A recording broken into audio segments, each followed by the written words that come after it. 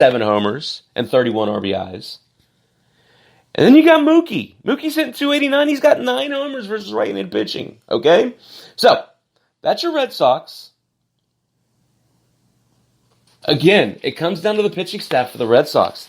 If they can get a fourth starter and get one of those two guys to be serviceable, they could tread water and get back into that because their offense is impressive. If not, these teams at the top are too good. Okay? So let's talk about the next team. This team's been in first for a little while. They fell to second recently. The New York Spankies. I mean the Yankees. Sorry, Arnie. Sorry, Cha-Cha. I joke. So at 40-24, they're a half game back of the the Rays. 625 win percentage. They're 21-12 at home and 19-12 on the road. So pretty even there, right? Here's the thing. They've beaten up on the Eastern Division. They're 19-7 against Eastern Division opponents. Only one other team in the East. I'm glad you're laughing, Cha-Cha. That goes either way with the Yankee fans. There's our easy. I joke, I kid. Of course. So, the Yankees are 19-7 versus the Eastern Division. And then, there's only one other team in the East that's above 500, and that's Tampa Bay at 15-11, okay? So, the Yankees are separating themselves by beating up on the guys that they're supposed to beat. The Yankees is a team that's supposed to be the elite in this group of 5, and they're showing that they are. Even beaten and battered as they are, right? So, the reinforcements are coming. As Arnie said at 6 o'clock, I heard him getting excited about his front row seats to see, I think it was Judge, or is it Judge and Stanton in Durham. I would be excited as well. If I were in Charlotte still, I would definitely make that trip, Arn. But here from Indy, it's a little bit further, so I'm going to have to take a rain check on that. So, what are you missing with Judge and Stanton, right? You're talking about last year, out of Stanton, you had 38 homers, 102 runs, and 105 RBIs. And out of Judge, you had 27 homers, which was a down year. Both. That's awesome. And you probably paid like $10 for the ticket, right? I mean, that's crazy. Stanton and Judge in Durham in the best minor league ballpark going. Man, you're a lucky dude. Anyway, so you're talking about, my math's not great, 55 homers, 179 runs, 167 RBIs. Getting ready to come back. You're telling me the Yankees didn't miss that? Bologna, okay? This is reinforcements. This is what they're needing. Watch out for the Yankees the second half of the season if these guys can stay healthy, okay? So some other injuries. It's good to see. It's good to see, Arnie, that the two big boys that they really need are coming back. The third is Severino. You get Severino back, you're really formidable, right? I've not heard any news on that. I don't have any updates, but that's the triumphant. You want those 3 guys playing for you. The other guy, Dylan Betances, like Arnie talked about at 6, having a setback. Unfortunate. DD looks good. DD, 3 games back, not including today's games, he's hit .444 with a homer, 2 runs and 2 RBIs. I know he's been busy. I saw him in the first game as I was getting ready. I saw him hit a base hit in his first at bat, so I know that he looks good. Okay, we're worried about him getting up to speed. That's not been an issue thus far. Okay, yeah, you're stealing my thunder, Arnie. Luis Severino believes he'll return shortly after the All-Star break. Not yet throwing. I think August would be the first you could hear about Luis Severino. Okay? I think that is a little bit aggressive even. Because I'm not sure if he's going to be able, I know they're trying to be calm or patient with him, right? But it's concerning that it's taken this long. I just hope he pans out because I know your Yankees need it, Arn. Okay? So, with these guys coming back, obviously, The unsungs are huge for the Yankees, okay? So I want to talk about, there's 6 players here, guys, who have really held their end of the weight when it comes to filling in for these MVP type caliber players, right? So who are they? Let's talk about it. Let's give them a little bit of kudos. Just a little bit. Okay, how about, first and foremost, how about Luke Voit, folks? Luke Voit, coming into the year, in a locked-in battle with Greg Bird, has just kept his nose down and performed and produced. 263, 5th best average on the team. That's not what you got him for, right? But he has 15 homers, which is 2nd best on the team. Tied for first in runs and tied for first in RBIs at 41 each, okay? Guys, that's production. That's production, okay? How about Gleyber? How about Gleyber Torres? 274. Guys, we haven't seen the best Gleyber Torres yet. I'm telling you that right now. He will hit north of 274 at the end of this year. 4th on the team, but he's got 14 homers. 3rd on the team, 35 runs, and 32 RBIs. He's also chipped in 3 stolen bases. Okay? So, he wasn't meant to be a leader this year. He's supposed to be young and step into this. He's performing pretty darn well, right? How about Gary Sanchez? Guys, I'm going to say these numbers, but really if you think about the type of year that Sanchez had last year, at 260 average, you got to give it to this guy. He's worked hard and he's producing. How about Gary Sanchez at 260? 19 homers, we all knew about that. 28 runs and 37 RBIs. These guys are all unsung heroes. But even these guys, we kind of knew about. How about this next group? I'll give you 3 more guys. How about DJ LeMahieu? Hitting 321, 7 homers out of LeMahieu. Guys, he's not a home run hitter.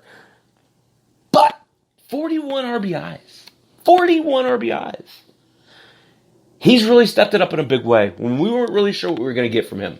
We weren't sure if he was going to play every day. He wasn't sure what to expect. But boy, he stepped up and looked ready for the challenge. So heads up, hands up for LeMahieu. The next guy, how about Clint Frazier? Here's a guy who has had the darndest time staying healthy. Questions about his defense, and they're valid, right? I know Arnie's going to probably chirp in there about his defense. But fact of the matter is, Clint Frazier is hitting in his first real chance of legitimate playing time in Yankee Stadium. Is hitting 283. He's got 11 homers and 32 RBIs. And that's not even a full slate, okay? So, Clint Frazier's a guy who, I agree. Frazier absolutely is trade bait. But the fact of the matter is, he's a valuable trade commodity at this point. He's one of the few guys that the Yankees have that really are an attractive piece because, let's face it, it's not like they're going to get rid of their studs. Who are they going to get rid of? They're going to get rid of Paxton? They're going to get rid of, some of these. They're going to get rid of Chance Adams? I don't think so.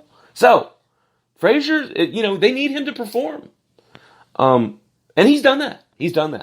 So, the last guy I want to talk about for the Yankees is Gio Urshela. Okay? I heard Arnie talk about it, so I'm going to kind of glaze over, but at 309, I believe he hit his 5th homer today and 25 RBIs. Here's a guy no one expected outproducing what they needed from him. So here's the Gio Urshela. Guys, is Lenny on tonight at 8? I don't know if he is or not. If he's not, I might run over and get through because I got a bunch of crap I want to get through. If he is, I'll obviously get off at 8. But anyway, so let's move on. The cream of the crop. Again, I know that's going to offend some people. The leader in the American League East at the current moment, and the hottest team in the East, is the Tampa Bay Rays. Okay? 41-24. They have a half-game lead on the Yankees. Here's the thing. Here's the thing about the Rays. They're only 18-14 at home. Right? They're 23-10 on the road, which you can understand. No one wants to play in front of nobody, right? So, how have they gotten here? How have they gotten to be so good? They've allowed 210 runs, which is best in the division by 60 runs, okay? The Yankees have allowed 270 is next best. 210 runs allowed. They're dominating their opposition by outpitching them, okay?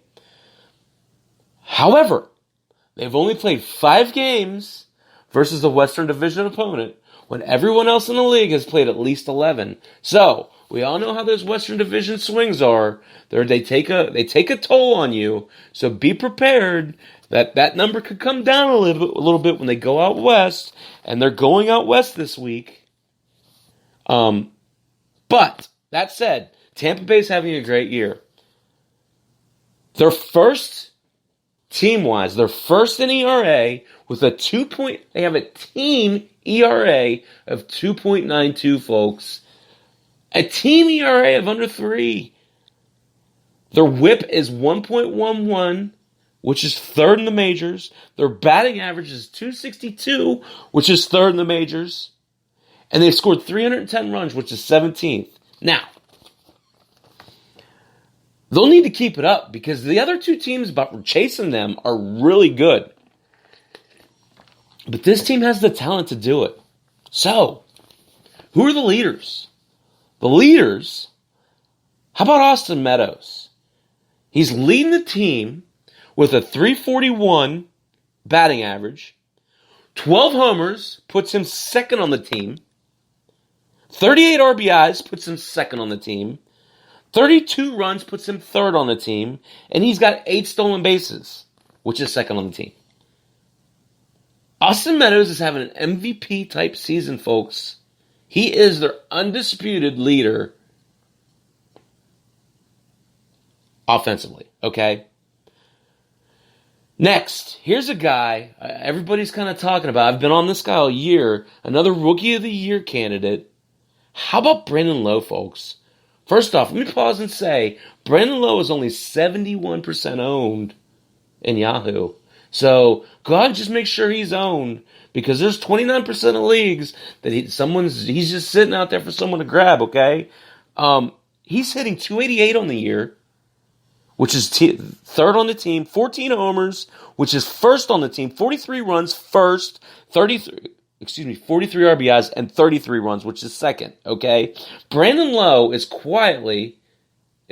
Thank you, George. I'm getting ready to talk about Tommy Pham here in a minute.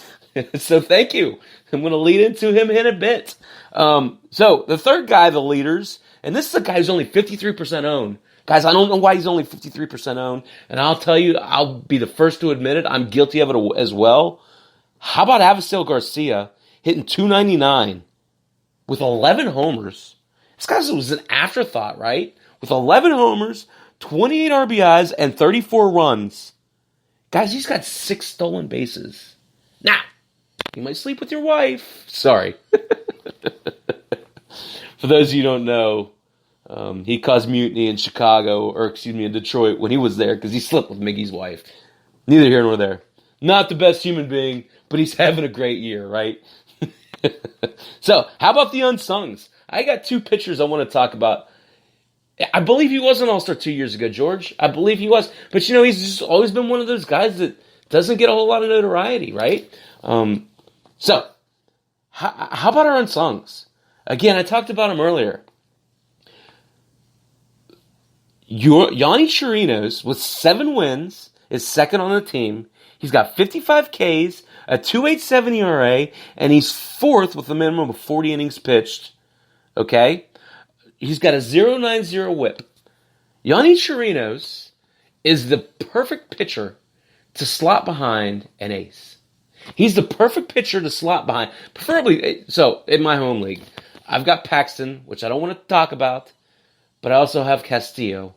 I picked up Chirinos, and I'm putting him right there in that third spot because he's a great stabilizer. When crap like what happened tonight happens with Paxton, or happens with Castillo. The other guy is Jalen Beeks, okay? With 5 wins, 45 strikeouts, and a 2.76 ERA, here's another guy who's going to get plenty of decisions because of the position in the game that he's pitching in, okay? Now, why is that important? Well, just like I said, you want to fill those guys in behind your aces.